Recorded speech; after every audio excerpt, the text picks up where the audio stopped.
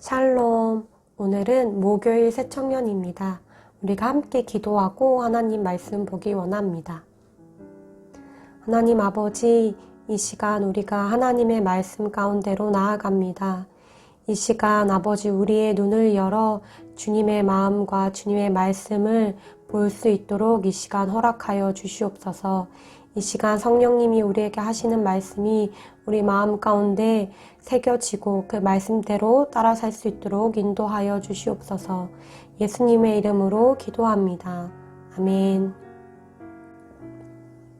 네, 오늘 본문은 누가복음 9장 28절에서 36절 말씀입니다. 제목은 그의 말을 들어라입니다. 우리가 오늘은 함께 말씀을 읽고 나누기를 소망합니다.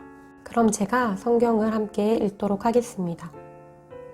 이 말씀을 하신 후 8일쯤 되어 예수께서 베드로와 요한과 야고보를 데리고 기도하시러 산에 올라가사 기도하실 때에 용모가 변화되고 그 옷이 휘어져 광채가 나더라. 문득 두 사람이 예수와 함께 말하니 이는 모세와 엘리야라. 영광 중에 나타나서 장차 예수께서 예루살렘에서 별세하실 것을 말할세 베드로와 및 함께 있는 자들이 깊이 졸다가 온전히 깨어나 예수의 영광과 및 함께 선 두 사람을 보더니 두 사람이 떠날 때에 베드로가 예수께 여짜오되 주여 우리가 여기 있는 것이 좋사오니 우리가 초막셋을 짓되 하나는 주를 위하여 하나는 모세를 위하여 하나는 엘리야를 위하여 하사이다 하되 자기가 하는 말을 자기도 알지 못하더라. 이 말할 쯤에 구름이 와서 그들을 덮는지라.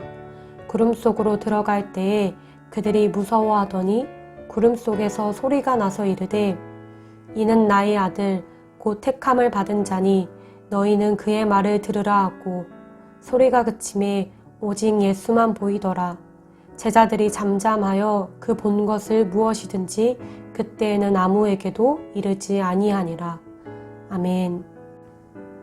네, 오늘의 본문은 변화산 사건입니다.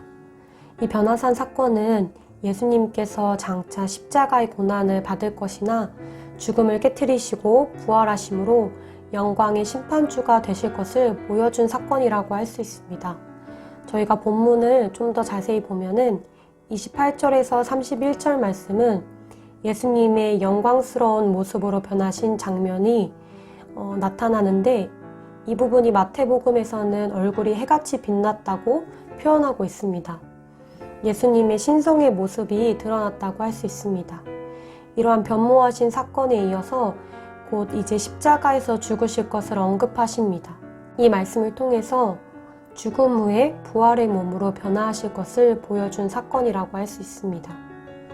두 번째로는 32절에서 33절 말씀인데 베드로가 하나님의 영광 안에서 계속해서 머물고 싶어하는 모습이 보입니다. 그래서 예수님께 초막셋을 짓겠다고 이야기하는 장면이 나옵니다. 그리고 이어서 세 번째로는 34절에서 36절 말씀은 구름으로 나타나는 그 하나님의 임재 속에서 하나님의 음성이 들리는 장면입니다.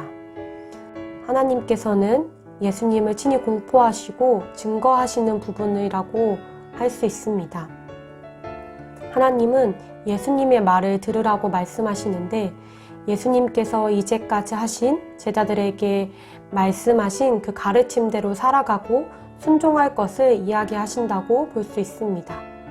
그리고 그 소리가 그치게 되자 예수님만 보였다는 것을 통해서 우리는 앞서 등장했던 모세와 엘리야가 구약에서 놀라운 일을 행한 자들이지만 결국 경배의 대상은 오직 예수 그리스도 한 분임을 드러낸다고 할 수 있습니다.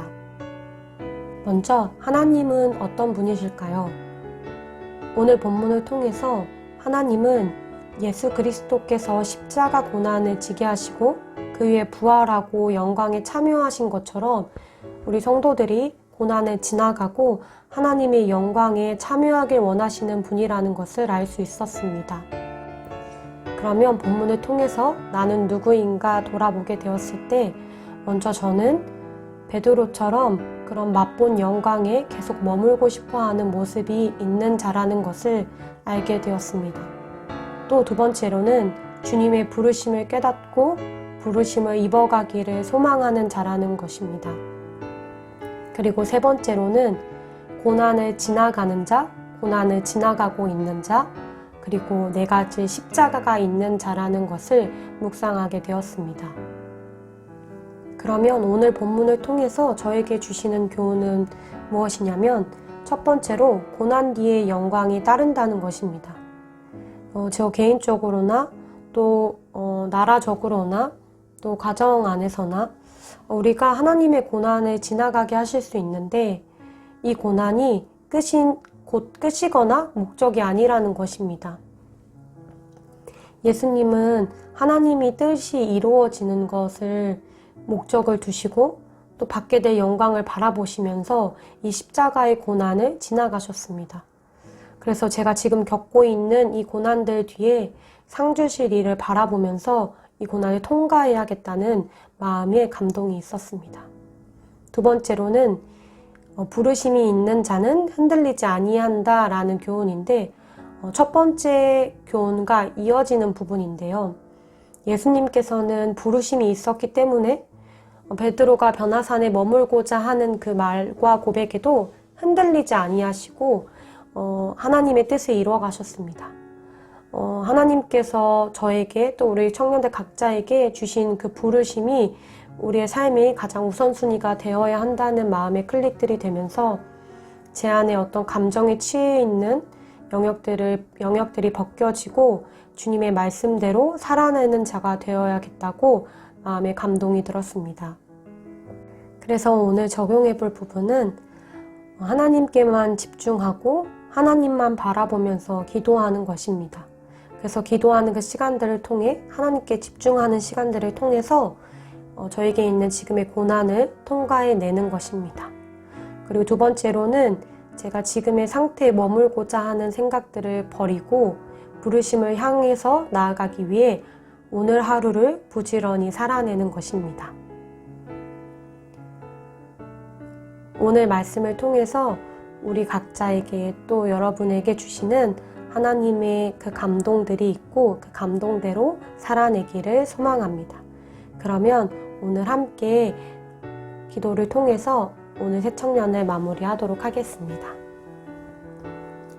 하나님 아버지, 개인적으로나 아니면 공동체적으로나 고난의 시즌을 지나갈 때 그 고난 뒤에 상 주실 하나님을 바라보며 우리가 나아가길 원합니다.